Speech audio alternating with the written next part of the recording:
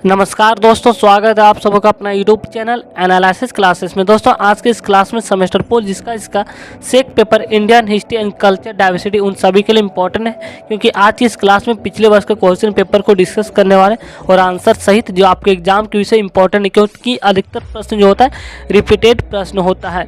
तो यह बिना भाई यूनिवर्सिटी से पूछे गए क्वेश्चन पेपर है इंडियन हिस्ट्री कल्चर डाइवर्सिटी, जैसे कि आप लोग यहाँ पे देख सकते हो 2019-22 का क्वेश्चन पेपर है। और आप लोग का समय जो है 1.5 घंटे दिया जाता है और आप लोग को 40 टोटल ऑब्जेक्टिव क्वेश्चन पूछे जाते हैं। तो आप लोग लास्ट तक बने रहिएगा और आपने अभी तक चैनल को सब्सक्राइब नहीं किया तो चैनल को सब्सक्राइब कर लीजिएगा, ताकि आपको आने वाले वीडियो का नोटिफिकेशन समय पर मिल सके। तो आप लोग को जो पहला क्वेश्चन जो पूछा गया है, जो वेरी इंपॉर्टेंट प्रश्न आपके एग्जाम के विषय, ठीक है, ज्ञानपीठ पुरस्कार पाने वाली प्रथम महिला कौन थी? ठीक है, एक प्रश्न पूछा गया। ऑप्शन नंबर ये है, ठीक है, अमृत टीटम। ऑप्शन नंबर बी है आशापूर्णा देवी। ऑप्शन नंबर सी है महादेवी वर्मा और ऑप्शन नंबर डी है महेश्वेता देवी। तो यहाँ पे जो है ज्ञानपीठ पुरस्कार पाने वाली प्रथम महिला जो थी वो आशापूर्णा देवी थी। Right answer option number B होगा, इसको आप लोग ध्यान में रखिएगा। ठीक है, अगला प्रश्न पूछा गया है क्वेश्चन नंबर 2, ये सुटेबल बॉय नामक पुस्तक किसने लिखी? यहाँ पे थोड़ा नहीं दिख रहा होगा साफ, तो आपको इतना पढ़ समझ गए होंगे। इस सुटेबल बॉय नामक पुस्तक जो किसके द्वारा रचित है, राइटर कौन है? तो ऑप्शन है आपको यहाँ Vikram Seth, Arundhati Roy. Option number C है Salman Rushdie. Option number D है किरण देसाई। तो यहाँ पे जो आपके एग्जाम के विषय प्रश्न पूछा गया कि इस सुटेबल बॉय जो नामक पुस्तक जो रचयिता थे वह विक्रम सेठ है, writer. Option number A right answer होगा। ठीक है, अगला प्रश्न सी में पूछा गया क्वेश्चन नंबर 3 में, भारत के संविधान में कितनी भाषा को मान्यता प्रदान की गई? जो आपके एग्जाम के विषय वेरी मोस्ट इंपॉर्टेंट प्रश्न है। तो यह 22 भाषा को जो है मान्यता प्राप्त की गई संविधान में। ठीक है, ऑप्शन नंबर यहाँ पे सी राइट आंसर होगा। अगला प्रश्न क्वेश्चन नंबर 4 में पूछा गया है, इनमें से कौन सी भाषा ब्रिटिश भारत में राजकाज की भाषा थी? Hindi, English, Urdu, all of this. तो यहाँ पे जो राइट आंसर हो जाएगा ऑल ऑफ दिस, क्योंकि उस समय सभी भाषा थी जिनमें से हिंदी, इंग्लिश और उर्दू। तो यहाँ पे right answer option number D चला जाएगा, इनमें से सभी। ठीक है, अगला प्रश्न क्वेश्चन नंबर 5 में पूछा गया था कि निम्न में से कौन भारतीय साहित्य का ज्ञात प्रारंभिक कार्य है? ऋग्वेद, पुराण, उपनिषद। ठीक है, तो यहाँ पे तो यहाँ पे जो राइट आंसर हो जाएगा ऋग्वेद। ठीक है, ऑप्शन नंबर ये यहाँ पे राइट आंसर होगा। पुराण भी, लेकिन पुराण ऑप्शन में नहीं है, ऑप्शन राइट नहीं। ठीक है, क्वेश्चन नंबर 6 में पूछा गया किस वर्ष राष्ट्रीय वयस्क शिक्षा कार्यक्रम की शुरुआत की गई थी? 1975, 78, 80 और 1985। तो 1978 ईस्वी में, इसको आप लोग ध्यान में रखिएगा, इस समय को, डेट को, जो भी वर्ष को 1978 को राष्ट्रीय वयस्क शिक्षा कार्यक्रम की शुरुआत की गई थी। अगला प्रश्न क्वेश्चन नंबर 7 में पूछा गया था कि नई शिक्षा नीति 2020 के प्रारूप समिति के अध्यक्ष कौन थे? यानी कि new education policy 2020 drafting committee chairman कौन थे? ठीक है, तो इसके जो चेयरमैन थे के, यहाँ पे जो राइट आंसर हो जाएगा ऑप्शन नंबर ये होगा के कस्तूरी रंगन। ठीक है, के कस्तूरी रंगन, ऑप्शन नंबर ये यहाँ पे राइट आंसर हो जाएगा। ठीक है, यहाँ पे ऑप्शन डी तक दिया हुआ है, के सिवान, जी राजगोपाल, असपाल शर्मा। तो आपके जो राइट आंसर हो जाएगा ऑप्शन नंबर ये। अगला प्रश्न क्वेश्चन नंबर 8 में पूछा गया है, कोनेरू हम्पी निम्न में से किस खेल से संबंधित है? तो यह जो है चेस खेल से संबंधित थे। ऑप्शन नंबर ये है चेस, बॉक्सिंग, टेबल टेनिस। तो आपको जो राइट आंसर हो जाएगा चेस। ठीक है, अगला प्रश्न पूछा गया क्वेश्चन 9 में, मेजर ध्यानचंद की आत्मकथा का नाम क्या है? तो यह मेजर ध्यानचंद की आत्मकथा का नाम है goal. Option number C right answer होगा, इसको आप लोग ध्यान में रखिएगा। अगला प्रश्न क्वेश्चन नंबर 10 में पूछा गया है, बिहू किस राज्य का प्रचलित नृत्य है? तो लोक नृत्य से भी प्रश्न 2 से 4 से 8 प्रश्न भी रह सकता है, क्योंकि अगर आप सेट ए में देखेंगे तो वहाँ 8 लोक नृत्य से प्रश्न पूछा गया है। तो बिहू जो है असम राज्य का लोक नृत्य है। ठीक है, प्रचलित है, तो राइट आंसर हो जाएगा option number C Bihu. Bihu जो है असम राज्य का प्रचलित नृत्य है। अगर आपने पिछले वीडियो को नहीं देखे तो पिछले वीडियो को देख लीजिए, क्योंकि पिछले वीडियो का काफ़ी इंपॉर्टेंट क्वेश्चन उसमें भी। क्वेश्चन नंबर 11 में पूछा गया, यानी कि किस दिन अंतर्राष्ट्रीय योग दिवस बनाया जाता है? तो योग दिवस जो 21 जून को बनाया जाता है, option number B right answer होगा। अगला प्रश्न क्वेश्चन नंबर 12 में पूछा गया था, किस तिथि को प्रतिवर्ष महाशिवरात्रि पर्व बनाया जाता है या चतुर्दशी को बनाया जाता है? सभी को पता होगा। ऑप्शन नंबर तृतीय है, अष्टमी है, तो यहाँ पे जो राइट आंसर हो जाएगा चतुर्दशी, option number D right answer, ठीक है, चतुर्दशी। अगला प्रश्न क्वेश्चन नंबर 13 में पूछा गया कि सोहराय झारखंड की किस जनजाति का सबसे बड़ा त्यौहार है? तो सभी को पता होगा सोहराय जो है आदि संथाल के लिए है, तो राइट आंसर ऑप्शन नंबर ये होगा यहाँ पे। अगला प्रश्न क्वेश्चन नंबर 14 में पूछा गया, झारखंड की जनजातियाँ किस माह में करम देवता की पूजा करती है? मेघ, फागुन, भद्रा, आश्विन, यानी कि आसीन होगा। तो झारखंड की जनजातीय जो है वह है भद्रा के माह में करम देवता की पूजा करती है। ऑप्शन नंबर यहाँ पे right answer option number C हो जाएगा।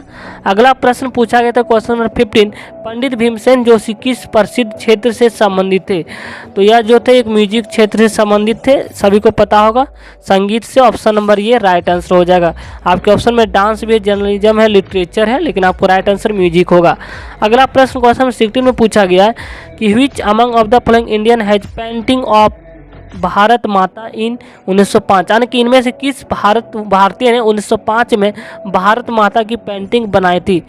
तो यहाँ पे ऑप्शन है Rabindranath Tagore, Raja Ravi Varma, Amrita Shergil, option number D Jamini Roy. तो यहाँ पे जो राइट आंसर हो जाएगा ऑप्शन नंबर ये रविंद्रनाथ टैगोर, ऑप्शन नंबर ये राइट आंसर होगा, जिन्होंने भारत माता की पेंटिंग बनाई थी 1905 ईस्वी में।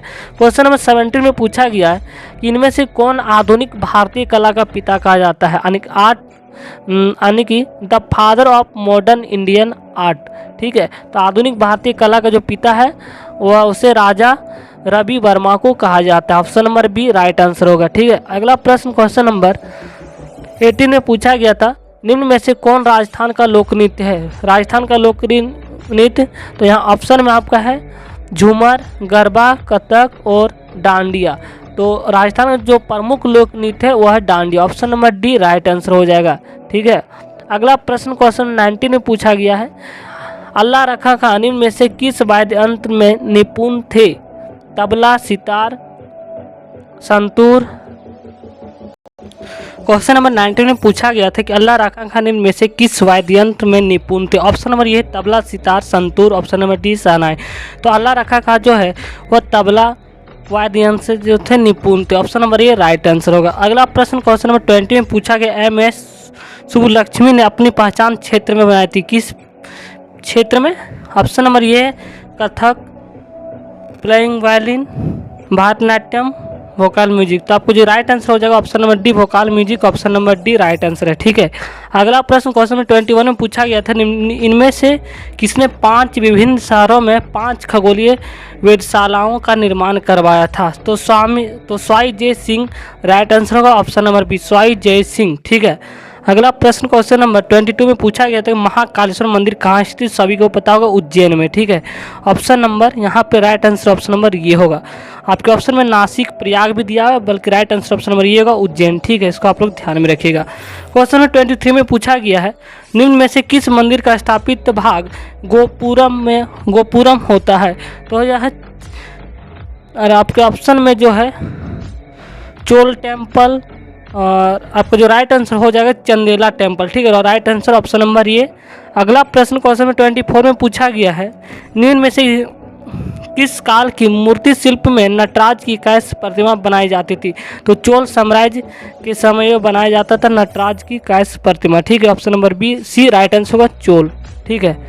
अगला प्रश्न क्वेश्चन नंबर 25 में पूछा गया, निम्न में से कौन सी कला झारखंड की राज्य कला के नाम से जानी जाती है? तो कौन सी कला है? सोहराय, गोदना, और सी नंबर ऑप्शन है वैद्यनाथ आर्ट, और ऑप्शन नंबर डी है जादो पात्या आर्ट। तो आपको जो राइट आंसर हो जाएगा सोहराय, ठीक है। जो option number right answer option number ये सोहराय जो है वह झारखंड के राज्य के कला, झारखंड की राज्य कला के नाम से जानी जाती है।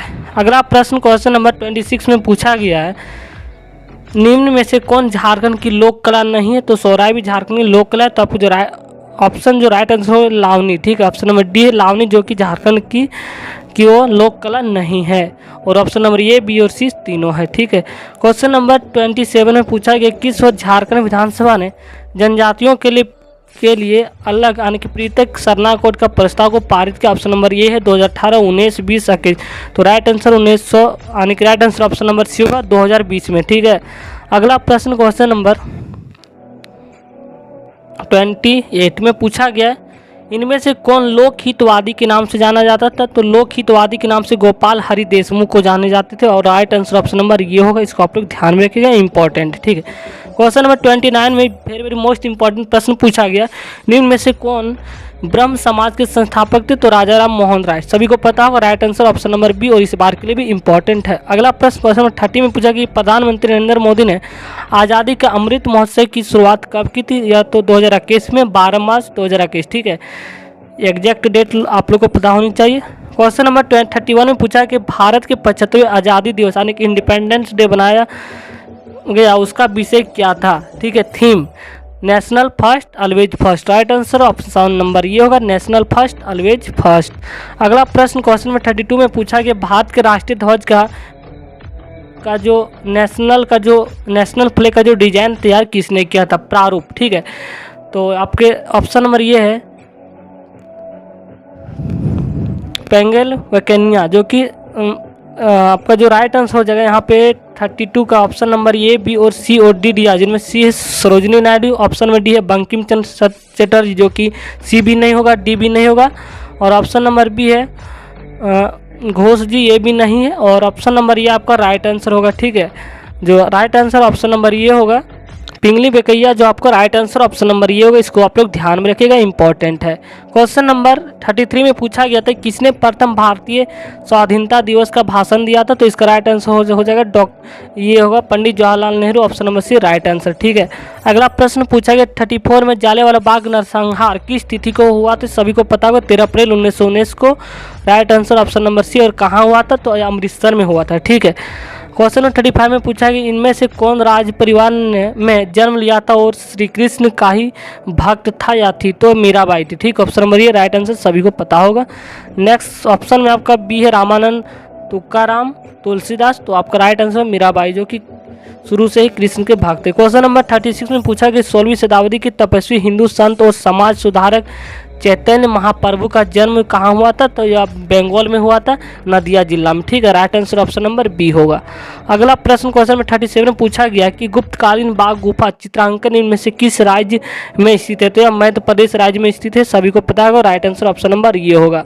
अगला प्रश्न 38 में पूछा गया है कि प्राचीन भारत के निम्न में से किस एक महाजनपद की राजधानी पाटलिपुत्र थी? तो वह मगध की राजधानी पाटलिपुत्र थी, तो राइट आंसर ऑप्शन नंबर यहाँ पे ऑप्शन नंबर ये होगा, मगध। ठीक है, नेक्स्ट प्रश्न क्वेश्चन में 39 पूछा गया है कि प्रयाग स्तंभ लेख निम्न में से किस एक राजा से संबंधित थे?